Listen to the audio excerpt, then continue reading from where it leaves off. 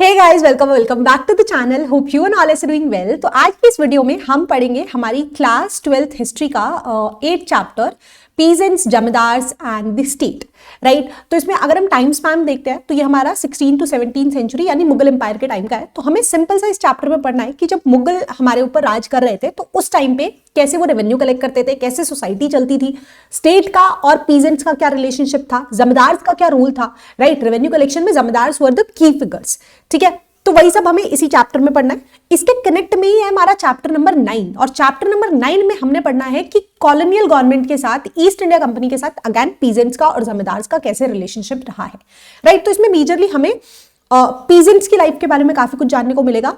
हमें स्ट्रक्चर समझ में आएगा कि एडमिनिस्ट्रेटिव स्ट्रक्चर किस तरीके से चल रहा था, रेवेन्यू कलेक्शन किस तरीके से हो रहा था, और उसी सब की डिटेल हम आज इस चैप्टर में पढ़ने वाले हैं। वन शॉट लेक्चर होगा, इन डिटेल सारी चीजों को पढ़ाया जाएगा। एनसीईआरटी का पूरा सार आपको इस पीडीएफ में मिल जाएगा।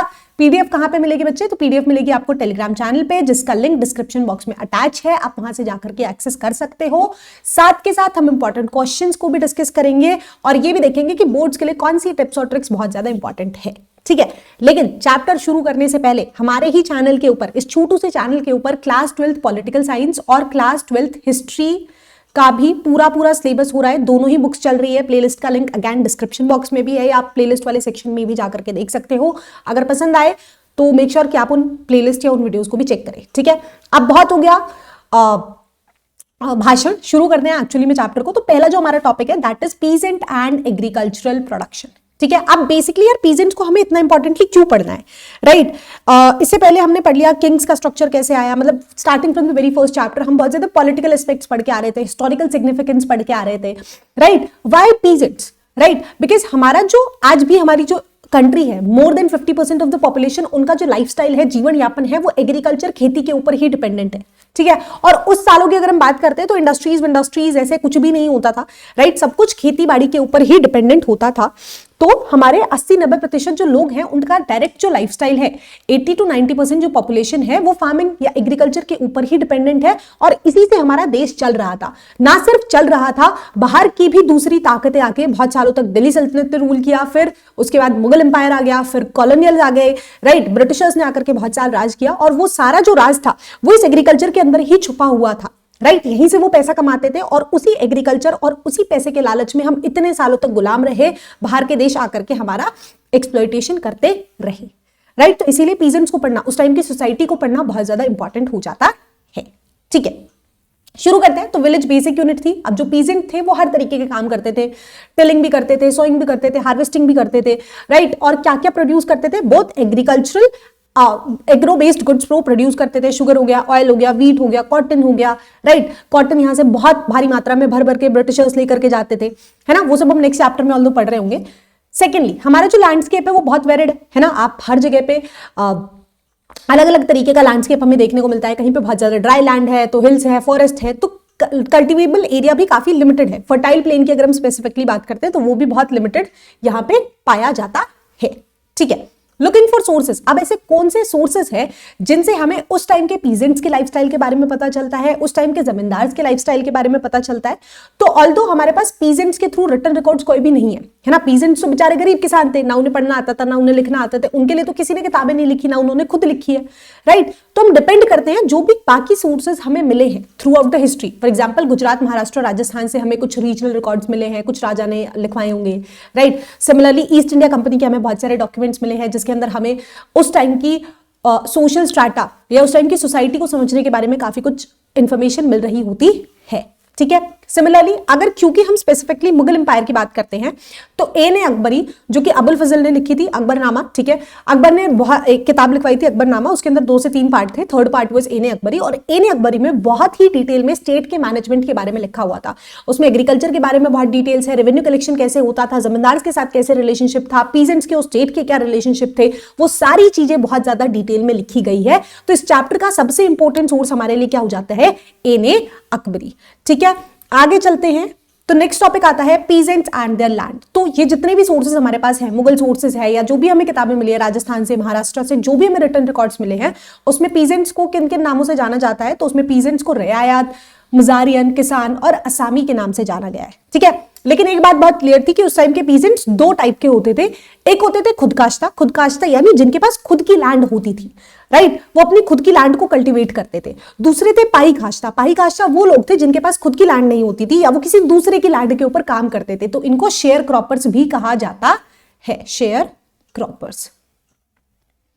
ठीक है, आगे चलते हैं। तो रिसोर्सेज की अगर हम बात करते हैं तो पीजेंट्स के पास ऑब्वियसली, अब किसान जो है वो गरीब होते थे, ज्यादा रिसोर्सेज उनके पास नहीं होते थे, बहुत कम लोग होते थे जिनके पास खुद के बलक्स होते थे या फिर प्लग होते थे, है ना। लैंड होल्डिंग का साइज भी बहुत ज्यादा वेरी करता था। एक ही गांव में बहुत सारे ऐसे किसान होते थे जो बेचारे बहुत गरीब होते थे, और वही कुछ ऐसे किसान भी होते थे जिनके पास बहुत सारी लैंड होती थी और वो बहुत ज्यादा अमीर हुआ करते थे। ठीक है, फील्ड मार्किंग की अगर हम बात करें उस टाइम पे ऐसे फेंसिंग वेंसिंग दीवारें तो नहीं होती थी बहुत ज्यादा हैवी, लोग अपनी कुछ ईंटें रख के अपनी बॉर्डरिंग कर लेते थे कि ये हिस्सा आपका है एंड ये हिस्सा हमारा है। इस तरीके से कुछ उनका काम चल रहा होता था। ठीक है, आगे चलते हैं इरिगेशन एंड टेक्नोलॉजी। तो ज्यादातर जो हमारे यहाँ पे कल्टीवेशन होती थी, फार्मिंग होती थी, वो मॉनसून के ऊपर ही डिपेंड होती थी। लेकिन कुछ कुछ एरियाज में जैसे जैसे अब राजा आने लगे, अब राजा को चाहिए रेवेन्यू कहां से आता है? एग्रीकल्चर से आता है। तो उन लोगों ने क्या करना स्टार्ट किया, अब उन्हें पता चल गया कि यार अगर हमें एग्रीकल्चर चाहिए कि वो प्रोडक्टिव हो, वो प्रॉफिटेबल हो, तो उनको पानी की जरूरत है। तो उन्होंने कैनाल्स बनवाना स्टार्ट कर दिया। जैसे शाहजहां ने पंजाब में एक नहर बनवाई थी, शाह नहर नाम उसका रखा गया था, राइट। रिपेयरिंग्स कराना उन्होंने स्टार्ट कर दिया। छोटी मोटी जो भी चीजें उनसे प्रैक्टिकली पॉसिबल थी वो वहां पे कर रहे होते थे। ठीक है, ऑल्दो यहाँ पे हमारे पास अच्छा खासा लैंड था, अच्छी खासी लेबर थी, राइट। पीजेंट्स भी बहुत ही ज्यादा मोबाइल थे और बहुत डिफरेंट वैरायटी की क्रॉप्स को उगाया जाता था। बट अगेन डिपेंडेंसी हमारी ज्यादातर रेनफॉल पर ही होती थी। कुछ जगह पे ऐसे पर्शियन व्हील भी लगा दिया गया था, मतलब एक बहुत बड़ा ऐसे वो होता है जिसमें बाल्टी लगी होती है। तो कोई एक बंदा जैसे यहाँ पे बैल के थ्रू उसको चलाने की कोशिश कर रहा है, तो वो काफी सारी बाल्टियां एक साथ भर करके आ रही होती थी। ठीक है, टेक्नोलॉजी की अगर हम बात करें, बहुत ज्यादा एडवांस टेक्नोलॉजी नहीं थी। कुछ वुडन प्लग्स आयरन टिप्स के साथ हो जाते थे, बहुत ही नॉर्मल अलग अलग जगह पे हमें देखने को मिलती थी। लेकिन इंपॉर्टेंट पॉइंट ये है कि हमारे यहाँ पे जो फार्मिंग होती थी बच्चे, वो लेबर इंटेंसिव होती थी, यानी लेबर का बहुत ज्यादा रोल होता था। ठीक है, आज के टाइम पे तो मशीन्स आ गई है, लेकिन पहले सारे काम हाथ से या इंसानों को ही करने पड़ते थे। ठीक है, आगे चलते हैं। तो नेक्स्ट आता है क्रॉप वैरायटी एंड सीजन। हमारे यहाँ का जो सीजन है मॉनसून है वो भी काफी अच्छा है ना। दो मेजर साइकिल्स हमें देखने को मिलती है, खरीफ ऑटम में एंड रबी स्प्रिंग के अंदर। ठीक है, ज्यादातर जो रीजन्स होते थे उनमें एक साल के अंदर लगभग 2 या 2 से ज्यादा क्रॉप्स को उगाया जाता था। ठीक है, मुगल प्रोविंस की ही अगर हम बात करते हैं तो आगरा के अंदर 39 वैरायटीज और बंगाल के अंदर 50 वैरायटीज ऑफ राइस को ग्रो किया जाता था।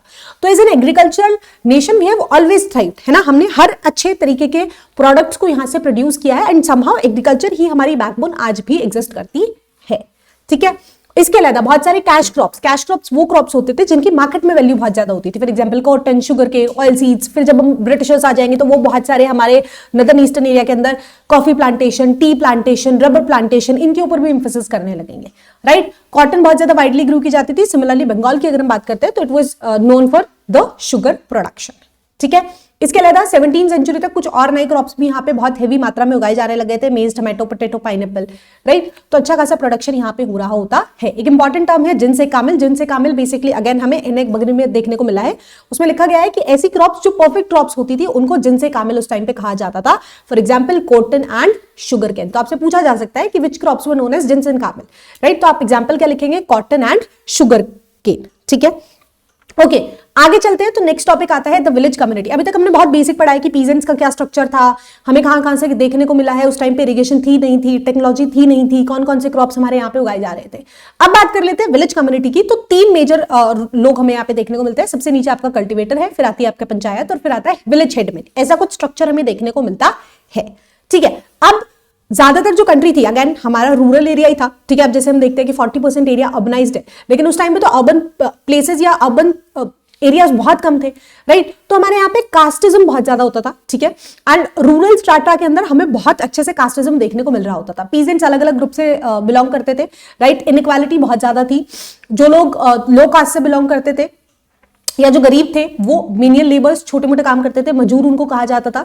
सिमिलरली ऐसा नहीं था कि सिर्फ हिंदू कम्युनिटी में हमें इनइक्वालिटीज देखने को मिल रही है, मुस्लिम कम्युनिटीज में भी बहुत सारी इनइक्वालिटीज थी।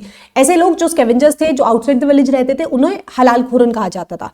सिमिलरली बिहार की अगर हम बात करें तो अलग अलग स्टेट्स के अंदर अलग अलग सोशल स्ट्राटा हमें देखने को मिल रहा है। But one thing is for sure कि कास्ट के बेसिस पे अब यहाँ पे बहुत ज्यादा डिस्क्रिमिनेशन और इनइक्वालिटी हमें देखने को मिल रही होती है। ठीक है, जैसे बिहार के मोहल्लाजात जो बोटमैन सन होते थे उनको स्लेव्स की तरह ट्रीट किया जाता था।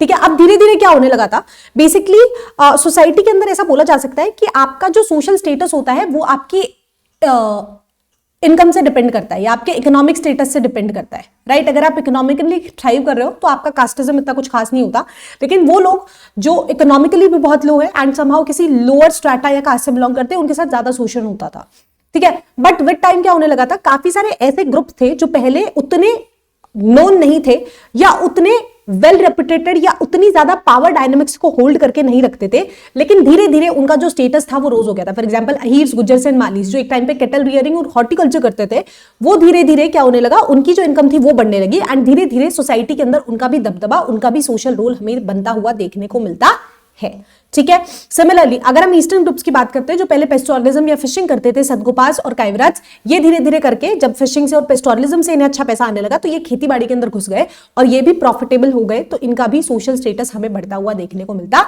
है, ठीक है। तो यहां से क्वेश्चन भी आता है, to what extent was caste a factor in influencing social and economic relations in agrarian society. तो हमें बहुत सारे ऐसे ग्रुप्स भी देखने को मिले हैं जो विद टाइम एक एक्टिविटी से फ्लरिश कर जाते हैं एंड फिर वो एग्रीकल्चर भी करने लग जाते हैं और काफी प्रॉफिटेबल हो जाते हैं एंड उनका सोसाइटी के अंदर स्टेटस भी इंक्रीज हो जाता है।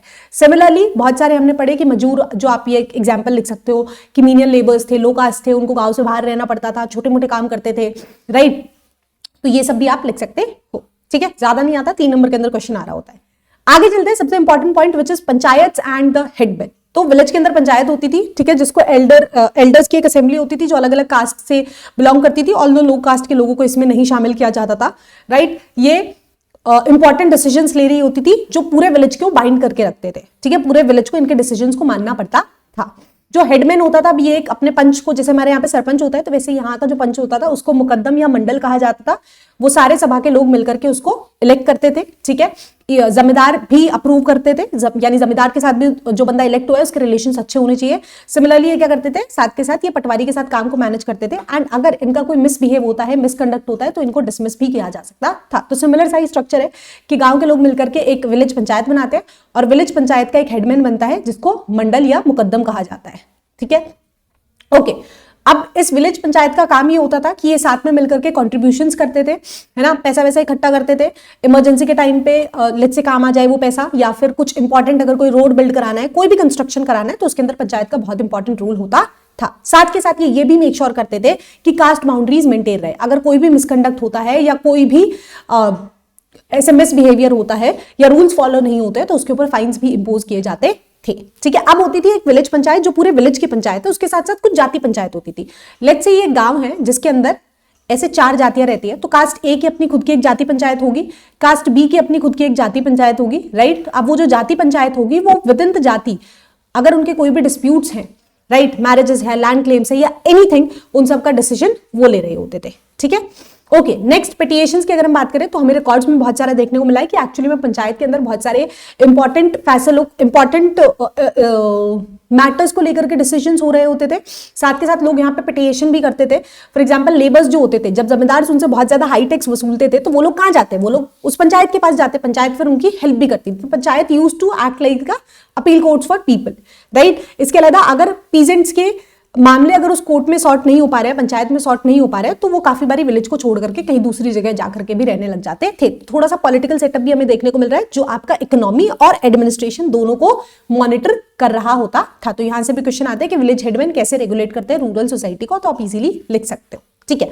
अब क्या सोसाइटी में सिर्फ और सिर्फ पीजेंट्स रहते थे, और पीजेंट्स की भी अगर हम बात करें तो साल में खेती का जो काम होता है वो पूरे साल नहीं होता है ना। एक बार जब बुआई होती है उस टाइम पे होता है, फिर बीच बीच में थोड़ा थोड़ा काम होता है, मतलब डेली बेसिस पे नहीं होता है, फिर हार्वेस्टिंग के टाइम पे काम होता है, राइट। तो इसीलिए काफी सारे जो लोग होते थे वो थ्रू आउट द ईयर सिर्फ फार्मिंग के ऊपर डिपेंड ना होकर के कुछ और एक्टिविटीज में भी इंगेज होते थे। फॉर एग्जाम्पल टेक्सटाइल इंडस्ट्री हो गई, कुछ हैंडीक्राफ्ट आइटम्स बन गए, जिसकी भी रिक्वायरमेंट होती थी मार्केट में, वो अपना छोटा मोटा काम करते रहते थे, ठीक है। तो 25% विलेज हाउस होल्ड जो होते थे वो कुछ ना कुछ आर्टिसन के अंदर लगे रहते थे, राइट।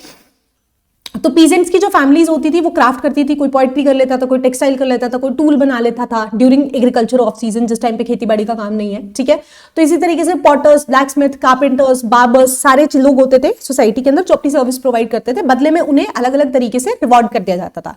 जैसे फॉर एग्जाम्पल अगर किसी ने किसी के घर पे कारपेंट्री का काम किया है या किसी ने किसी से पोएट्री ली है, कुछ मटके वटके उधार लिए खरीदे हैं, तो वो उनको अनाज के तौर पे जो भी उनके पास क्रॉप होती थी उसको दे देते थे, राइट। सो बार्टर सिस्टम भी हमें यहाँ पे देखने को मिलता है, या तो बार्टर होता था, ठीक है, या फिर लैंड अलॉटमेंट्स भी हो जाता था कि लेट्स से अगर किसी राजा ने अपने दरबार के अंदर किसी को रखा है, ठीक है, अपनी सर्विस प्रोवाइड करने के लिए, तो वो उनको छोटा मोटा लैंड वैंड कुछ ऐसा दे देते थे, राइट। इसके अलावा गुड्स फॉर सर्विसेज भी दे देते थे, जजमानी, वही अगेन बार्टर सिस्टम हो जाता था, ठीक है। इसके अलावा कैश पेमेंट भी आपका एग्जिस्ट करता था कि कैश के अंदर भी लोग पे करते थे for the service they are taking, ठीक है। ये 17th सेंचुरी का हमें एक पेंटिंग दिखा रहा है कि टेक्सटाइल चल रही है किस तरीके से, है ना, कहीं पे पेंटिंग चल रही है, कहीं पे आर्टिस्टन्स पोएट्रीज वगैरह और वो सब कोट भी हमें दिखाया हुआ है ना, यहाँ पे और भी बहुत सारे लोग अलग अलग एक्टिविटीज में एंगेज्ड हैं, ठीक है।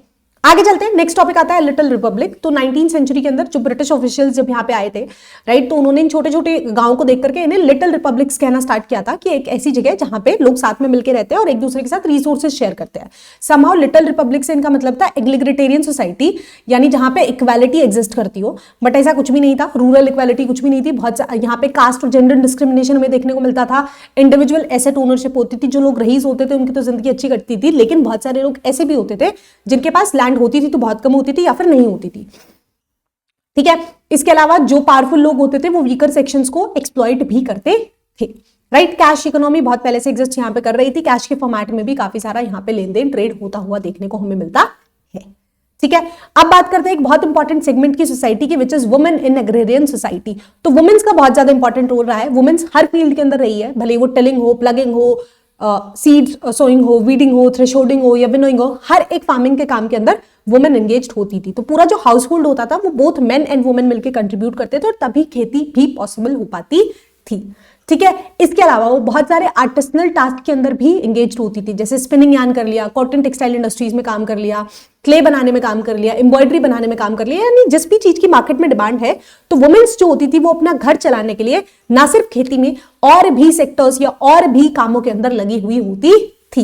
और जितना ज्यादा हमें ये देखने को मिला है कि जितना ज्यादा जो प्रोडक्ट होगा कमर्शियलाइज होगा, जितनी ज्यादा उसकी वैल्यू होगी, जितनी ज्यादा उसके अंदर बारीकी का काम होगा, उतना ही ज्यादा उसके अंदर वुमेन का लेबर इन्वॉल्व होता था। जैसे स्पिनिंग यार्न वाले काम हो गए या एम्ब्रॉयडरी वाले काम हो गए, ये फीमेल्स ही हैवी होते हैं, राइट। इसके अंदर मेल्स आपको बहुत कम देखने को मिलते हैं, ठीक है। इसके अलावा वुमेन्स का बहुत इंपॉर्टेंट रोल था सोसाइटी में चाइल्ड बियरिंग के लिए, राइट। तो ये भी एक बहुत इंपॉर्टेंट पार्ट था, but somehow women were still apprised in the society, है ना, उनको कुछ खास स्टेटस नहीं मिलता था, उनके ऊपर बहुत ही ज्यादा स्ट्रिक्ट कंट्रोल रहता था मेल हेड्स का, राइट। अगर कोई भी ऐसी सस्पिशियस एक्टिविटी अगर उन्हें लगती थी, राइट, तो उसकी बहुत ही ज्यादा सिवियर पनिशमेंट भी फीमेल्स को दी जाती थी। तो हमने काफी बार देखा है कि पंचायतों के अंदर भी वुमेन्स ने बहुत बारी पिटिशंस रेज की है अगेंस्ट देयर मेल, कि वो उनको कैसे मारते हैं, पीटते हैं, उनके साथ कैसे वो एक्सप्लॉयटेशन करते हैं, उनको नेग्लेक्ट करते हैं, राइट। बट स्टिल पिटिशंस हमें जो देखने को मिली है उसमें भी उनका जो नाम था वो नाम नहीं लिखा जाता था, वो हमेशा इससे लिखा जाता था that mother of, sister of, wife of, यानी अभी भी उनको उनके मेल के नाम से ही डेजिग्नेट किया जा रहा है, ठीक है। तो वुमेन्स का जो स्टेटस था वो कुछ खास नहीं था, राइट। इसके अलावा बट जो रिच लोग थे, जो अमीर लोग थे, काफी सारे ऐसे लोग थे जिनके पास पैसा था, वहां पे हमें देखने को मिलता है कि वुमेन्स की कंडीशंस रिलेटिवली उन घरों में काफी सही थी। काफी सारी हमें वुमेन जमींदार्स के एग्जांपल्स भी देखने को मिले हैं। So it dependent on the economic status too, ठीक है। नेक्स्ट टॉपिक पे आते हैं, तो that is forest and tribes. तो धीरे धीरे करके हम सबके बारे में पढ़ रहे हैं, ठीक है। इससे पहले जितने भी चैप्टर्स आए हैं, इससे पहले हम जितनी भी हिस्ट्री पढ़ते हैं उसमें हम राजे के बारे में पढ़ते हैं, महाराजे के बारे में पढ़ते हैं, वॉर्स के बारे में पढ़ते हैं, right. But these are the chapters जिसके अंदर हम एक्चुअली में सोसाइटी के बारे में पढ़ रहे हैं कि वुमेन्स का कैसा कंडीशन है, पीजेंट्स क्या क्या कर रहे हैं, फॉरेस्ट एंड ट्राइब के लोगों के ऊपर क्या इंपैक्ट पड़ रहा है, राइट। तो वो सब हम डिस्कस कर रहे होते हैं, ओके। तो फॉरेस्ट अगेन वही है कि बियॉन्ड सेटल्ड विलेजेस, बहुत सारे लोग फॉरेस्ट में भी रहते थे जिनको जंगली कहा जाता था। अब ये जंगली टर्म कोई भी उनको डेरोगेटरी टर्म नहीं है, because they used to live in jungle, तो इसलिए उनको जंगली कहा जाता था, राइट। तो ये काफी दूर दराज वाले एरिया में रहते थे, हंटिंग शिफ्टिंग एग्रीकल्चर करके इनका काम चल रहा होता था, ठीक है। इनका भी सीजनल लाइवलीहुड होता था। फॉर एग्जांपल स्प्रिंग के अंदर क्योंकि ये गैदर कर लेते थे जो भी सामान इन्हें मिलता था, फॉरेस्ट में अच्छे खासे फल फूल लग रहे होते हैं या मेडिसिनल प्लांट्स लग रहे होते हैं तो उनको बेच लेते थे। समर में फिशिंग कर लेते थे, मानसून के सीजन में फार्मिंग कर लेते थे, ऑटम या विंटर के अंदर ये लोग हंटिंग कर लेते थे, राइट। तो throughout the year they are also doing a same activity, या एक सिंगल एक्टिविटी या सिंगल टास्क को नहीं कर रहे, अलग अलग एक्टिविटीज के अंदर ये एंगेज्ड हैं depending on the year cycle, है ना, तो सीजनल साइकिल के डिपेंडिंग। अब यहाँ पे धीरे धीरे क्या होने लगा था कि जो राजा लोग थे वो चाहते थे कि यार फॉरेस्ट में क्यों रहना है, क्यों ना अब इन्हें चाहिए पैसा, इन्हें चाहिए रेवेन्यू। रेवेन्यू कहां से आता है? रेवेन्यू आ रहा है एग्रीकल्चर से। तो ये लोग चाहते थे कि एग्रीकल्चरल जो फॉरेस्टल एरिया है उसको भी क्लियर करके वहां पे हम खेती करने लग जाते हैं, सेटल्ड एग्रीकल्चर करने लग जाते हैं, क्योंकि उससे भी पैसा आने लगेगा, राइट। तो स्टेट ने काफी सारे इंटरेक्शंस वहां पे करना स्टार्ट किया, but it wasn't easier for them because somehow ये जो लोग थे जो फॉरेस्ट में रहते थे ये काफी स्किलफुल थे, ये काफी पावर में भी थे, राइट। तो स्टेट क्या करता था, इनको बोलता था कि एज अ टैक्स आप एक काम करो, आप हमें अपनी जो आर्मी है, जो एलिफेंट्स है, क्योंकि इनके पास काफी सारे एलिमेंट्स होते थे, तो आप एलिफेंट्स को एज अ रेंट या एज अ टैक्स हमें यूज करने दिया करो अपने वॉर्स या बाकी चीजों के टाइम पे, ठीक है। अब इसके अलावा धीरे धीरे कमर्शियल फार्मिंग का जब राइज होने लगा कि एक्चुअली में मुगल्स थे या बाद में जो कॉलोनियल रूलर्स भी आए, दे ऑल्सो ट्राइड कि जमींदार्स को रोल दे दिया जाए कि आप जाकर के फॉरेस्ट को क्लियर करो और उस फॉरेस्ट के अंदर खेती करा करके वहां से रेवेन्यू कलेक्ट करना स्टार्ट करो। तो धीरे धीरे इनकी लाइफ बहुत ज्यादा इंपैक्ट होती हुई देखने को मिलती है, ठीक है। बट फॉरेस्ट प्रोडक्ट्स जो थे, जो गैदरिंग के थ्रू हनी, बी सेक्स, गम लाइक आता था, ये भी बहुत ज्यादा डिमांड में होते थे, both in local and overseas trade, ठीक है। एलिफेंट्स को भी कैप्चर किया जाता था, राइट। तो धीरे धीरे इनकी लाइफ के अंदर काफी सारा इंटरवेंशन होता हुआ हमें देखने को मिल रहा है, राइट। बट लोगों को भी समझ में आ गया था कि यार ऐसे तो हम हार नहीं मानेंगे, हमारा एरिया है, फॉरेस्ट के ऊपर हमारा कंट्रोल है, तो यहाँ पे भी चीफ बनने लग गए थे, राइट। तो यहाँ के जो चीफ थे वो जमींदार या राजा बनने लग गए जो अपनी लीनिएज को आगे तक बढ़ाते थे, ठीक है। जैसे कि असम के अंदर ओहोम किंग जो थे वो काफी फेमस रहे हैं, जो एक ट्राइबल रूलर होते थे जो अपनी पूरी ट्राइब को लीड करते थे, एंड वो काफी सारी मिलिट्री सर्विसेज भी प्रोवाइड करते थे ब्रिटिश गवर्नमेंट को और मुगल एम्परर्स को भी, ठीक है। इसके अलावा अमंग द ट्राइब्स, अब ऐसा नहीं है कि फॉरेस्ट के अंदर फॉरेस्ट का एक ही राजा, जंगल का एक राजा नहीं होता है, अलग अलग ट्राइब्स रह रही है, तो उन ट्राइब्स के विद इन भी काफी सारे लड़ाइयां, कन्फ्लिक्ट्स होती रहती थी, राइट। तो ये हमें देखने को मिलता है। ओके, अब आ जाते हैं मेन टॉपिक पे जहां से क्वेश्चन भी आता है, द जमींदार्स। जमींदार्स की अगर हम बात करते हैं तो जमींदार्स नाम से समझ में आ रहा है कि बहुत सारी जमीनें हड़प के बैठे हुए हैं, ठीक है। जमींदार्स काफी सारे लैंड के ऑनर होते थे रूरल इंडिया के अंदर, और वो खुद खेती नहीं करते थे, वो क्या करते थे, बेसिकली लेबर से या छोटे फार्मर्स से अपने फार्म्स के ऊपर काम कराते थे, और उससे जो पैसा बचता था उससे अपनी मौज की जिंदगी निकालते थे, ठीक है। अब कास्ट के टर्म्स पे भी ये काफी ज्यादा पावरफुल ऑलरेडी होते थे, ठीक है। एंड साथ के साथ इनके स्टेट यानी मुगल रूलर्स के साथ अच्छे खासे रिलेशनशिप्स होते थे, ठीक है। ये खुद की बहुत ज्यादा लैंड को ओन करते थे, जिसको मलकियत कहते थे, राइट। काफी सारे लेबर्स को ये हायर कर लेते थे और उसके ऊपर काम कराते थे। अब जो जमींदार होते थे, क्योंकि लैंड के ऊपर इनका पूरा पूरा राइट होता था, तो अपनी मर्जी से ये उसको गिरवी भी रख सकते थे और उसको सेल भी कर सकते थे, राइट। अच्छा जी, अब ये क्या करते थे, लेट्स से गांव है, ठीक है, इतना बड़ा गांव है, इस गांव में कुछ इतनी जमीनें जमींदार की हैं, ठीक है, यहां पे जमींदार बैठा हुआ है। तो अब जो मुगल गवर्नमेंट है उसको पैसा है, उसको मतलब है भैया पैसे से, उसको चाहिए टैक्स। टैक्स कौन कलेक्ट करके देगा, टैक्स कलेक्ट करके देते थे जमींदार, ठीक है। वो बोलते थे जमींदार को आपको गांव दे दिए कि आपके 4 गांव, आपके 4 गांव में, इससे ज्यादा भी दे देते थे कि आपके विलेजेस हैं, आप हमें यहां से x amount of tax collect करके दोगे, ठीक है। तो धीरे धीरे इनका स्टेट के साथ रिलेशनशिप बहुत अच्छा बनने लगा। ये क्या करते थे, स्टेट के लिए उनके बिहाफ पे टैक्स कलेक्ट करते थे और बदले में उन्हें पैसे या कुछ भी जो भी इनका स्टेट के साथ या जो भी मुगल रूलर के साथ इनका ट्रेड ऑफ होता था वैसे उनको मिल जाता था। काफी बार जो रूलर्स होते थे वो इन्हें कुछ और जमीनें दे देते थे, या कुछ रूलर्स इन्हें कैश में पे कर देते थे, या एनीथिंग, ठीक है। अब इनके खुद के मिलिट्री रिसोर्सेज भी होते थे, खुद के ये इतने पावरफुल बन चुके थे जमींदार, ठीक है, कि इनके खुद के फोर्ट्स भी होते थे, खुद के आर्मी सोल्जर्स, ये सारी चीजें रखने लग गए थे, ठीक है। तो रूरल सोशल हायरार्की के अंदर अगर हम देखते हैं तो सोसाइटी में जमींदार हमारा टॉप के अंदर आ रहा है, और इसके अंदर आपकी अपर कास्ट होती थी मेजरली ब्राह्मण्स या राजपूत या काफी सारे मुस्लिम जमींदार भी हमें देखने को मिले। अब जमींदार का क्या काम होता था, वो कुछ गांव की रिस्पॉन्सिबिलिटी लेता था और वहां से रेवेन्यू कलेक्ट करके मुगल एम्परर को देता था, ठीक है, और खुद का दबदबा इसका ऑलरेडी यहाँ पे एग्जिस्ट करता है। अब कुछ जो जमींदार होते थे वो और भी लैंड को कॉन्कर कर लेते थे, लड़ाई झगड़ा करके हड़प लेते थे और लैंड को, ठीक है। बट ज्यादातर जो थी वो कंसोलिडेशन एंड कॉलोनाइजेशन के टाइम पे या फिर इनकी खुद की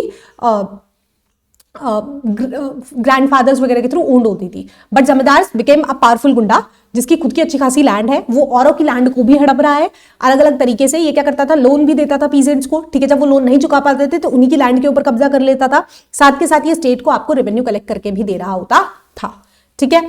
अब कंसोलिडेशन बहुत इंपॉर्टेंट होने लगा। बहुत सारे राजपूत या जाट्स बोल रही हूँ, बहुत सारे राजपूत और जाट्स ने क्या करना स्टार्ट किया कि लेट्स से उनके पास कोई लैंड है तो उसके आसपास की जितनी लैंड है उनको खरीद के, मतलब बड़ी लैंड साइज को बड़ा करने की कोशिश की, कंसोलिडेशन करने की कोशिश की, क्योंकि at the end of the day इनका भी गोल यही है कि जितना अच्छा एग्रीकल्चर होगा या जितनी अच्छी खेती होगी उतना अच्छा इनको रेवेन्यू मिल पा रहा होगा, उतना ही ज्यादा प्रॉफिटेबल इनके साथ हो रहा होगा, ठीक है। साथ के साथ जमींदार को अब समझ में आ गया था कि पीजेंट्स के साथ ही अगर हमें काम करना है तो पीजेंट्स के साथ वो अच्छे रिलेशनशिप मेंटेन करने लगे। जब उनको जरूरत होती थी सीजन्स के दौरान की उनको कुछ रिसोर्स चाहिए तो ये सस्ते दामों के ऊपर उन्हें लोन वोन दे देते थे या उनकी और हेल्प कर देते थे। ठीक है। इसके अलावा वही था कि जमींदार का और इंपॉर्टेंट रोल ये होता था कि फार्मर्स के अगर कोई डिस्प्यूट हो गए तो उसको सेटल डाउन कराने में हेल्प कर रहा है, उनको लोन्स प्रोवाइड कर रहा है, उनके लिए बाजार लगाता था जिसके अंदर वो आकर के अपना सामान वगैरह बेच पाता था। तो समहाउ लोकल इकोनॉमी को भी बूस्ट करने में इनका बहुत इंपॉर्टेंट रोल होता हुआ हमें देखने को मिल रहा है। तो जमींदार क्या बन चुका है, जमींदार आपका जो सोशल स्ट्राटा है जो आपका उसके अंदर सबसे इंपॉर्टेंट फिगर बन चुका है। ठीक है। इकोनॉमी को बूस्ट कर रहा है। इकोनॉमी को बूस्ट करने के लिए क्या क्या करते हैं, मार्केट्स लगाते हैं, फार्मर्स को हेल्प करते हैं, उनको सेटल डाउन करने की कोशिश करते हैं, लोन्स उनको प्रोवाइड करते हैं, राइट। साथ के साथ यहां से सारा रेवेन्यू कलेक्ट करके स्टेट को देते हैं, यानी मुगल एम्पायर को देते हैं। ठीक है। अब जो जमींदार होते थे उनके रिलेशनशिप ज्यादा अच्छे नहीं होते थे पीजेंट्स के साथ, कभी बनती थी कभी बिगड़ती थी, क्योंकि एट टाइम ऐसा होता था कि सूखा पड़ गया है या कुछ भी हो गया है जिसकी वजह से पीजेंट्स अपना पैसा नहीं चुका पा रहे, तो जमींदार उनकी जमीनें हड़प लेते थे या उनको मारते पीटते थे, उनसे और काम कराते थे, राइट। तो वो उस वजह से बहुत ज्यादा यहाँ पे उनका एक्सप्लॉइटेशन भी करते हुए हमें दिखाई देने को मिलते हैं। लेकिन समहाउ जो आपका जो स्ट्रक्चर है ना, जमींदार एंड पीजेंट का जो रिलेशनशिप है it go hand in hand, right. जमींदार इज बेसिकली द मिडलमैन और the representative of the people, right. अगर लोगों को कुछ बात है तो जमींदार इनकी बात आगे स्टेट तक लेकर के जाएगा, एंड अगर स्टेट को कुछ करवाना है तो जमींदार के थ्रू ही करवाते थे। तो somehow zamindar became a very important figure in the life of all people, right. At time ऐसा भी होता था कि जमींदार मिल करके लोगों का सपोर्ट करता था अगेंस्ट द स्टेट, जब वो बहुत ही ज्यादा अननेसेसरी रूल ले आते थे या बहुत ही ज्यादा डिमांड्स वगैरह करने लगते थे। ठीक है। तो इसीलिए जो पीजेंट्स होते थे, क्योंकि इनको इनसे लॉन्स वगैरह भी मिल जाते थे, तो ये जमींदार को भी सपोर्ट करते थे एंड बैक एंड फोर्थ इनका चलता रहता था, राइट। तो जमींदार एक बहुत इंपॉर्टेंट फिगर बन गया है, बिकॉज ये डायरेक्टली आपके एडमिनिस्ट्रेशन को कंट्रोल कर रहा है, राइट। डायरेक्टली ये आपकी इकोनॉमी को बूस्ट करने की हेल्प कर रहा है और डायरेक्टली आपके फाइनेंसेस को भी समहाउ मैनेज कर रहा है। रेवेन्यू कलेक्शन में बहुत इंपॉर्टेंट रोल हमें देखने को मिलता है। तो सीधा सीधा 8 नंबर में भी क्वेश्चन आता है कि जमींदार का क्या रोल था मुगल इंडिया के अंदर। मैंने पूरे 9 पॉइंट्स बना करके दिए हैं, अच्छे से आप पूरा का पूरा आंसर लिख करके आ सकते हो। ठीक है। आगे चलते हैं। नेक्स्ट टॉपिक आता है लैंड रेवेन्यू सिस्टम। तो लैंड रेवेन्यू प्राइमरी सोर्स है इनकम का मुगल एम्पायर की। ठीक है। यहीं से सारा जो लैंड के ऊपर जो रेवेन्यू आता है या जो भी टैक्सेशन ये लगाते हैं, इसी से उनकी दुकान चल रही थी भैया इधर, और एल्स तो नहीं चल रही होती। ठीक है। एडमिनिस्ट्रेटिव सेटअप की अगर हम बात करते हैं तो एक सिस्टम बन गया था, राइट, कि किस तरीके से इतना बड़ा लैंड है उसको आपको कंट्रोल भी रखना है, उसकी प्रोडक्शन को भी कंट्रोल करके रखना है, साथ के साथ आपको टाइमली रेवेन्यू भी कलेक्ट करके रखना है। तो इस सबको मैनेज, ये जो फिजिकल सिस्टम था, इकोनॉमिक सिस्टम था, इसको मैनेज करता था दीवान। दीवान को आप उस टाइम का फाइनेंस मिनिस्टर मान सकते हो भैया। ठीक है। अब ऐसा तो इतना तो आसान नहीं था कि जमींदार के पास गए, पहले आपको उस एरिया के अंदर वैसे जमींदार को ढूंढना पड़ता था। ठीक है, कि यार इसको ढूंढा, ऐसे बहुत सारे जमींदार आपको ढूंढने पड़ते थे। फिर उस जमींदार को 3 से 4 या 5 6 जितने भी उसको विलेजेस देने होते थे वो आपको डिस्ट्रीब्यूट करके देने होते थे। फिर जो मुगल एम्पायर थे वो खुद जाकर के देखते थे कि ये भी तो देखना होगा ना कि यार विलेज से कितना स्कोप है, एक विलेज से कितना रेवेन्यू आ सकता है। ऐसा तो नहीं है जमींदार ही बीच के अंदर बहुत सारा पैसा खा रहा है, राइट। तो उन्हें वो पूरा डेटा कंसोलिडेशन भी करना पड़ता था, पूरा मैप भी करना पड़ता था, और उस बेसिस पे वो पूरा सिस्टम चलता था। अब जमींदार से यहाँ पे कोई मुगल एम्पायर का बंदा कोई यहाँ से रेवेन्यू कलेक्ट करता था, फिर वो धीरे धीरे राजा तक जाता था, तो बहुत लंबी साइकिल थी, राइट। तो यही था रेवेन्यू असेसमेंट की। अगर हम बात करते हैं तो लैंड रेवेन्यू का जो अरेंजमेंट होता था, अच्छा ओके, एग्रीगेरियन रिलेशनशिप मैंने एक पॉइंट स्किप कर दिया है। तो रेवेन्यू ऑफिशियल्स और रिकॉर्ड कीपर्स का एक बहुत इंपॉर्टेंट रोल रहा है between shaping the relationship between the state and the farmer. ठीक है। 2 तरीके से 2 स्टेजेस पे रेवेन्यू असेसमेंट होता था। पहले असेस होता था और फिर एक्चुअल कलेक्शन को देखा जाता था। पहले बोला जाता था जमा। जमा का मतलब बेसिकली देखा जाता था कि कहां से कितना आप कलेक्ट कर सकते हो, और फिर दूसरा होता था हासिल, कि एक्चुअली में कितना कलेक्शन हुआ है। ठीक है। तो पहले आप असेस कर रहे हो, फिर आप कलेक्टेड अमाउंट को देख रहे हो, राइट। ऑल्दो जो स्टेट होता था वो हमेशा टैक्सेस को कैश में ही प्रेफर करता था, लेकिन कुछ राजा होते थे जो काइंड, यानी जो भी आपकी फसल हुई है उसके फॉर्म में भी रेवेन्यू को कलेक्ट कर लेते थे। ठीक है। Revenue is a form of tax only, कि कहां से पैसा आ रहा है, कौन कौन से टैक्स लगाए जाए। ठीक है। इवेंचुअली मुगल रूलर्स ने तो जो हिंदू थे, जो नॉन मुस्लिम्स जितने भी लोग थे, उनके ऊपर भी टैक्स लगाया हुआ था, जजिया, राइट। तो वो भी टैक्स था। तो ऐसे डिफरेंट अलग अलग तरीके के टैक्स आए दिन आते रहते थे, और वैसे टैक्सेस लोगों को भरने पड़ते थे अपना पेट काट काट के। ठीक है। ओके, लैंड मेजरमेंट की अगर हम बात करते हैं, cultivated and cultivable lands measured किया जाता था हर प्रोविंस के अंदर। कल्टिवेटेड लैंड, कल्टिवेबल लैंड यानी वो लैंड कि लेट्स से इतना सारा जो मेरे पास लैंड है उसमें से आधा लैंड जो है वो कल्टिवेबल है, कि इसके ऊपर खेती हो सकती है, लेकिन एक्चुअली में हुई इतने पे ही है। ठीक है, इन लोगों ने खेती की नहीं है, राइट। तो ये हर प्रोविंस का कैलकुलेट किया जाता था एंड ज्यादा से ज्यादा कोशिश की जाती थी कि पूरे के पूरे कल्टीवेबल लैंड को पहले बात तो कल्टीवेट किया जाए, और इसके अलावा ऐसा लैंड जो बैरन पड़ा है, जो बंजर पड़ा है, जो फॉरेस्ट है, उनको भी कल्टीवेबल करा करके वहां से भी रेवेन्यू कलेक्ट करने की कोशिश यहाँ पे की जाती थी, ठीक है। तो एनुअल जो रिकॉर्ड्स होते थे कल्टीवेटर्स के, वो हमेशा इकट्ठे किए जाते थे हर एरिया से, और फिर उसी बेसिस पे असेस करके जमींदार से बातचीत करके और चीजें सेटअप की जाती थी, ठीक है। फॉरेस्ट एरिया काफी हद तक अनमेजर ही रहा है, लोकल कंडीशंस बहुत ज्यादा इफेक्ट होती थी सारे टैक्स कलेक्शन इस सारे चक्कर की वजह से, ठीक है। So that was the zamindari system. But अब एक और सिस्टम हमें और आता हुआ देखने को मिलता है, विच इज मनसबदारी सिस्टम। मनसबदारी यानी ये दोनों चीजें करता है, ये आपको मिलिट्री भी प्रोवाइड करता है ना, क्योंकि अब बहुत सारे वॉर्स होने लगे थे, बहुत सारे ऐसे छोटे मोटे कन्फ्लिक्ट्स होने लगे थे, तो इनको और जमींदार के बेटर भी लोग चाहिए थे, ऐसे लोग भी चाहिए थे जो हर एरिया से एक मिलिट्री को, एक आर्मी को ट्रेन करके रखे, साथ के साथ वहां पे आपकी ब्यूरोक्रेसी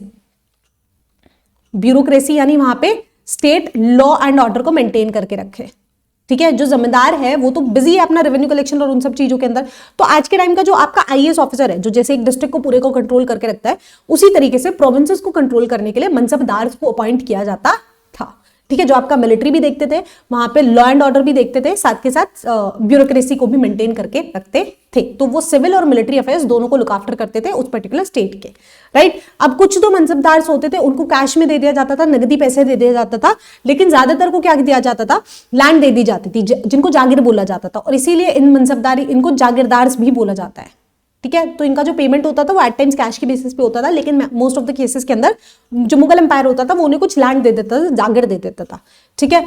और ये इनके ट्रांसफर पीरियोडिकली होते रहते थे, ठीक है। तो they used to act more like the bureaucrats, ठीक है, जो आपका मिलिट्री प्लस आपका एडमिनिस्ट्रेशन, सिविल सेंस आपका मेंटेन करके देते हैं उस पर्टिकुलर प्रोविंस में जहां के लिए अपॉइंट हुए हैं, ठीक है। नेक्स्ट टॉपिक पे आते हैं द फ्लो ऑफ सिल्वर। तो जब मुगल एम्पायर इंडिया में एग्जिस्ट कर रहा था, उसी के पैरेलली 3 और एम्पायर्स चल रहे थे वर्ल्ड के अंदर बहुत अच्छे, जैसे चाइना के अंदर आपका मिंग चल रहा था, ठीक है, मिंग चल रहा था आपका चाइना में। नेक्स्ट सफेद चल रहा था आपका ईरान में, वाह क्या सुंदर डिजाइन बनाया मैडम ने। नेक्स्ट ओटोमन था आपका टर्की में, ठीक है। तो ये और 3 हमारे कंटेम्प्रेरी एम्पायर्स एग्जिस्ट कर रहे थे, राइट। तो इस टाइम पे अच्छा खासा ट्रेड इनमें आपस में चल रहा था, यूरोप का और एशिया का बहुत अच्छा खासा ट्रेड चल रहा था। तो धीरे धीरे हमारा ट्रेड रिलेशंस आउटसाइड इंडिया भी बहुत ज्यादा होने लगे और हम बहुत सारे वैरायटी के गुड्स के अंदर ट्रेड करने लगे थे। तो इससे क्या हुआ था, इस टाइम पे बहुत सारा सिल्वर इंडिया के अंदर आया था, ठीक है। तो इंडिया में हमारे पास कोई भी ज्यादा नेचुरल सोर्सेज नहीं है सिल्वर के, तो मैसिव अमाउंट के अंदर बिकॉज ऑफ द ट्रेड बहुत सारा सिल्वर यहाँ पे आ रहा था, तो हमें बहुत सारे यहाँ पे सिल्वर के कॉइन्स भी उस टाइम पे देखने को मिलते हैं, राइट। तो यहाँ पे कैश इकोनॉमी हमें बनती हुई देखने को मिल रही है because of the international trade, okay. Next आते हैं, लास्ट टॉपिक है the Ain Akbari of Abul Fazl Allami, sorry, हाँ ठीक है। तो बेसिकली अकबर जो राजा थे, राजा अकबर जो थे, उन्होंने अपना एक अकबरनामा लिखवाया था, पूरी बुक लिखवाई थी, जिसके अंदर 3 पार्ट्स थे। पहले जो 2 पार्ट्स थे वो हिस्टोरिकल या पॉलिटिकल सिग्निफिकेंस पे थे, लेकिन जो 3rd पार्ट था जिसको ऐन अकबरी बोला जाता है, उसके अंदर आपका पूरा administrative system, revenue system, agriculture, peasant, state और पीजेंट का क्या रिलेशनशिप है, जमींदार कैसे काम कर रहे हैं, वो सारी चीजें डिटेल में लिखी हुई थी, ठीक है। So it acted more like a imperial regulation and a gazetteer. Gazetteer का मतलब ये होता है कि सारा इकोनॉमिक स्टाटा कैसे चल रहा है उस सब के बारे में लिखा हुआ है, ठीक है। तो इसके अंदर आपके अकबर का administration, day to day functioning कैसे होती थी, कोर्ट्स कैसे चलती थी, आर्मी कैसे मेंटेन होती थी, रेवेन्यू कैसे कलेक्ट होता था, प्रोविंसेस का लेआउट कैसे होता था, कि स्ट्रक्चरिंग कैसे है, कि सबसे ऊपर कौन बैठा हुआ है, फिर नीचे कौन है, फिर नीचे कौन है, इस तरीके से वो सारा डिटेल में लिखा हुआ है। उस टाइम के कल्चरल ट्रेडिशंस क्या थे, तो इससे हमें बहुत भरपूर मात्रा के अंदर डेटा मिलता है उस टाइम के एम्पायर को स्टडी करने का। अब जो ऐन अकबरी है उसके अंदर भी 5 किताबें हैं, 5 भाग है। पहला है मंजिल आबादी, जिसके अंदर इंपीरियल हाउस होल्ड के बारे में लिखा गया है, यानी राजा का शासन कैसे चलता था, इंपीरियल गवर्नमेंट कैसे काम करती थी, उस सब चीजों के बारे में लिखा हुआ है। दूसरा जो है सिपा आबादी, इसके अंदर मिलिट्री और सिविल एडमिनिस्ट्रेशन के बारे में बहुत डिटेल में लिखा गया है कि कैसे कैसे मिलिट्री होती थी, कहां से वेपन्स को लाते थे, कैसे ये फॉरेस्ट के साथ डील आउट करके एलिफेंट्स को लाते थे, हॉर्सेस कहां से आते थे, मिलिट्री कैसे मेंटेन होती थी, या सिविल एडमिनिस्ट्रेशन कैसे चलता था। और 3rd है मुल्क आबादी, जिसके अंदर डिटेल में फिजिकल मैटर को लिखा गया है, यानी रेवेन्यू कलेक्शन कैसे होता था, किस किस स्टेजेस पे होता था, किस एरिया से कितना रेवेन्यू कलेक्शन आता था, कैसे पहले ये जाकर के उस प्रोविंस की लैंड को कैलकुलेट करते थे कि कितना एरिया कल्टीवेट हो रहा है, फिर उस बेसिस पे एक रेवेन्यू फिक्स किया जाता था, फिर जमींदार उसी हिसाब से रेवेन्यू ला करके इनको देता था। तो ये सारी की सारी डिटेल्स यहाँ पे लिखी गई है। और ये जो अकबरनामा था ये ऐन अकबरी थी, 1598 के अंदर कंप्लीट हुई थी 5 रिविजन करने के बाद, ठीक है। तो इसमें बहुत सारी टेबल्स है, राइट, कि सूबा जो होता था, जो प्रोविंस जो होता था, जो इतना बड़ा एम्पायर है, अब एम्पायर तो इतना एक्सरसाइज नहीं कर सकता, राइट, तो उसको प्रोविंसेस में बांटा जाता था, प्रोविंसेस को सरकार में बांटा जाता था, फिर उनको परगानास के अंदर बांटा जाता था, राइट। तो सारी चीजें इसके अंदर लिखी हुई है कि जमींदार कास्ट का क्या कंपोजिशन था, लैंड को कैसे मेजर किया जाता था, किस तरीके से ग्रांट्स दी जाती थी। जैसे हमने मनसबदारी सिस्टम को पढ़ा कि मनसबदार को, जागीरदार को अपॉइंट कर दिया गया है, बदले में क्या दी गई है, लैंड दी गई है, राइट। तो ये सारी की सारी चीजें बहुत ही ज्यादा डिटेल में इसमें लिखी हुई थी, ठीक है। अब ऑल्दो इन्होंने बहुत बार इसको रिवाइज किया है, एक्यूरेट किया है, मल्टीपल टाइम्स क्रॉस वेरीफाई किया है, लेकिन आज भी हमें काफी सारा जो डेटा है उसके अंदर एरर देखने को मिलती है अर्थमेटिक या ट्रांसक्रिप्शन के अंदर, ठीक है। एट टाइम्स हमें डेटा कलेक्शन बहुत ज्यादा अनइवन देखने को मिलता है, ज्यादातर हमें जमींदार के बेसिस से कास्ट डेटा देखने को मिलता है, राइट। प्राइस वेज डेटा जो है वो अलग अलग एरिया का अलग अलग हमें डिस्क्रिप्शन दिया गया है, ज्यादा कुछ हम नहीं पता कर पाए, but still it use to act like a very important resource, क्योंकि इसके अंदर इससे पहले जितनी भी किताबें लिखी गई है, जितने भी राजा महाराजाओं ने लिखवाई है, जो भी सोर्सेज हमारे पास अवेलेबल है, उसमें ज्यादातर वॉर या पॉलिटिक्स का जिक्र होता था, डिटेल लाइफ के अंदर की जो एम्पायर है उसका ऑर्गेनाइजेशन किस तरीके से, उसके लोग किस तरीके के हैं, वहां पे क्या क्या ग्रो किया जा रहा है, कितनी वैरायटी के अंदर ग्रो किया जा रहा है, ये वो टेक्स्ट था जो हमें सारी जानकारी उस बारे में देता है, ठीक है। तो इन्होंने ना सिर्फ पॉलिटिकल इवेंट्स तक अपने आप को लिमिटेड रखा, इन्होंने एग्रीकल्चर, ट्रेड कैसे हो रहा है, इंपीरियल सिस्टम कैसे चल रहा है, उन सब के ऊपर भी लिखने की कोशिश की, और काफी ज्यादा वैल्यूएबल डेटा हमें यहां से देखने को मिलता है। So despite its flaws, Ain-i-Akbari remains a significant and valuable historical record, जिससे हमें मुगल एम्पायर के बारे में काफी कुछ जानने को मिलता है। तो क्वेश्चन आया हुआ था, what were the problem in using the Ain as a source for reconstructing agrarian history, जो कि हमने इससे पहले वाली स्लाइड पे पढ़ा था कि क्या क्या चैलेंजेस थे। तो यहां पे हमारा चैप्टर खत्म होता है, चैप्टर को फटाफट से रिवाइज करते हैं। तो चैप्टर की स्टार्ट में हमने पढ़ा कि भैया पीजेंट्स क्या हैं, पीजेंट्स दो तरीके के हैं, खुदकाश्ता और पस्ताकश, आई थिंक, होपफुली मैं स्पेलिंग सही लिख रही हूँ, ठीक है, क्योंकि मैं भूल जाती हूँ बहुत जल्दी। तो दो तरीके के पीजेंट्स है, एक वो पीजेंट्स है जिनके पास खुद की लैंड है, एक वो पीजेंट्स है जो किसी दूसरे की लैंड पे काम करते हैं, ठीक है। देन धीरे धीरे हमने पढ़ा कि कास्टिज्म बहुत ज्यादा है, राइट। अब कास्टिज्म से ही हमने पंचायत के कॉन्सेप्ट को पढ़ा, विलेज हेडमैन के कॉन्सेप्ट को पढ़ा, साथ के साथ हमने पढ़ा कि जाति पंचायत भी होती हैं, राइट, इनका क्या रोल होता है, क्या इंपॉर्टेंस होती है, कैसे इंपॉर्टेंट डिसीजंस को ले रहे होते हैं, कैसे यहाँ पे हेडमैन को, जिसको मुकद्दम कहा जाता है, उसको अपॉइंट किया जाता है, ठीक है। देन वी मूव्ड ऑन कि वुमेन्स का क्या स्टेटस है सोसाइटी में, उनकी कितनी ज्यादा इंपॉर्टेंस है डे टू डे लाइफ में, भले ही वो एग्रीकल्चर था या जितनी भी आर्टिस्टिकल एक्टिविटीज थी, उसके अंदर वुमेन का बहुत ही ज्यादा हाई एंगेजमेंट हमें देखने को मिलता है, ठीक है। पार्टिसिपेशन काफी हद तक हमें देखने को मिलता है। उसके बाद हमने जमींदार्स को डिटेल में पढ़ा कि जमींदार्स कौन थे, मिडलमैन थे जिनके पास अच्छी खासी जमीन होती थी, बहुत बड़ा रुतबा होता था, ये फार्मर्स को लोन्स देते थे, उनके लिए मार्केट एस्टैब्लिश कराते थे, उनके डिस्प्यूट्स को सेटल करते थे, साथ के साथ ये स्टेट को क्या करके देते थे, रेवेन्यू कलेक्ट करके देते थे, ठीक है। उसके बाद हमने पढ़ा लैंड रेवेन्यू सिस्टम को, जो कि बैकबोन था मुगल एम्पायर की, किस तरीके से वो कलेक्ट हो रहा था, बहुत ज्यादा डिटेल में ऑल्दो हमें नहीं जाना है। देन वी मूव्ड ऑन एन-ए-अकबरी की तरफ कि उसकी क्या इंपॉर्टेंस है, कब वो लिखी गई, कितने उसके पार्ट्स हैं, ठीक है। तो ये हमें एक लैंडमार्क टाइमलाइन दी गई है मुगल एम्पायर की। तो सबसे पहले 1526 में दिल्ली सल्तनत में इब्राहिम लोदी को डिफीट करके बाबर ने वहां पे मुगल एम्पायर को एस्टैब्लिश किया। उसके बाद हुमायूं का राज रहा 1530 से लेकर के 40 तक, फिर 1540 से लेकर के 55 तक हुमायूं ने डिफीट का शेरशाह सूरी को और बाकी एरिया को रीगेन करने की कोशिश की। सॉरी, हुमायूं डिफीट हो गया था शेरशाह सूरी के थ्रू, बट बाद में दोबारा से उन्होंने 1555-56 में अपनी लॉस्ट टेरिटरीज को रीगेन कर लिया। फिर अकबर का राज आता है, फिर जहांगीर का राज आता है, फिर शाहजहां आते हैं, फिर अकबर आते हैं, सॉरी औरंगजेब आते हैं, फिर नादिर शाह आकर के दिल्ली को इन्वेड कर लेता है। अहमद शाह अब्दाली मराठाओं को डिफीट करके बैटल ऑफ पानीपत थर्ड के अंदर विन कर जाता है। फिर उसके बाद 1760 और धीरे धीरे यहाँ पे क्या होने लगता है, आपका कॉलोनियल पीरियड स्टार्ट होने लगता है। ईस्ट इंडिया कंपनी का यहाँ पे रूल हमें ज्यादातर देखने को मिलता है। और 1857 में फाइनली जो लास्ट मुगल रूलर थे बहादुर शाह सेकंड, उनको भी ब्रिटिश आर्मी के सामने उन्होंने घुटने टेक दिए और फिर ब्रिटिशर्स का यहाँ पे राज शामिल बनता हुआ हमें देखने को मिलता है। तो इसके बाद की जो स्टोरी है वो हम स्टार्ट करेंगे नेक्स्ट चैप्टर से कि कैसे उन्हें दीवानी मिली बंगाल की ईस्ट इंडिया कंपनी को, कैसे जो सारा रेवेन्यू कलेक्शन का सिस्टम था वो इनके हाथ में आ गया, इनके पास आ गया, एंड धीरे धीरे इन्होंने कैसे अपने स्ट्रक्चर को ग्रो किया। और आगे आगे एंड ऑफ द बुक तक आते आते हम पढ़ रहे होंगे कि कैसे ब्रिटिश एम्पायर यहाँ पे कोलैप्स हुआ और इंडिपेंडेंस हमें मिली। ठीक है, आई होप आपको वीडियो पसंद आया होगा। अच्छा लगा हो तो चैनल को लाइक शेयर सब्सक्राइब जरूर कर देना। So that's all for today, see you in next, bye bye.